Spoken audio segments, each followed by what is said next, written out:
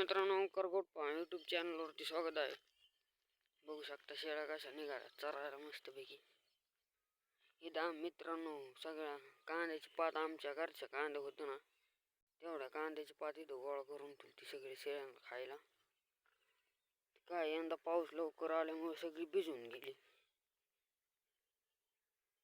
हातात शेळ्या काय अडचण नाही त्याला, कशा चरत्यात.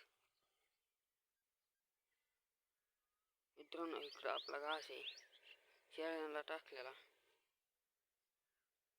सारखे इकडे पळतात मित्रांनो, शेळ्या सारखे घासाकडे येऊन जाऊन घासाकडे पळतात.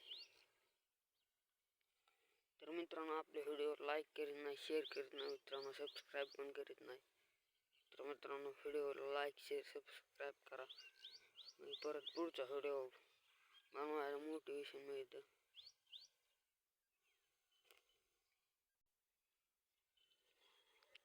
तर मित्रांनो कमेंट करून सांगा व्हिडिओ कसा बनवायचा. तर मित्रांनो आपण करडे ऐकल्यात ना, त्यामुळे आता शेळ्यांचे खांड कमी दिसायला लागले. करडे म्हैस होती, 10 करडे होते त्या दिवशी विकून टाकले जेवढे.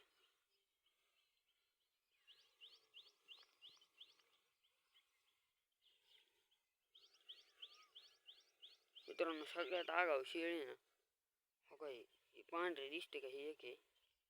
आणि तो का तिकडे एक पळत चालली का ती.